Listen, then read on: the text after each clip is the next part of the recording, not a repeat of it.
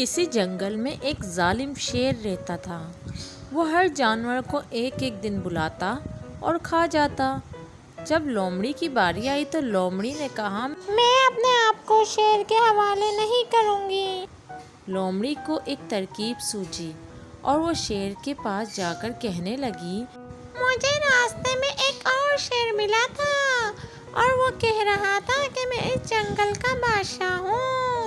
یہ سن کر شیر نے کہا، میرے علاوہ اس جنگل میں کوئی دوسرا بادشاہ کیسے آ گیا؟ چلو دکھاؤ مجھے۔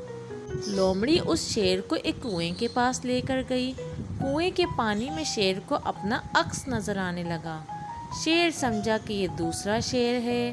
وہ پانی میں یہ کہہ کر کود پڑا، میں ابھی اس شیر کو مزہ چکھاتا ہوں۔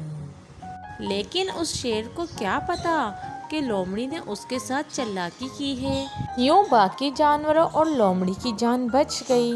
تو پیارے بچوں، آج کی اسٹوری اچھی لگی ہے تو چینل کو سبسکرائب کر دیں۔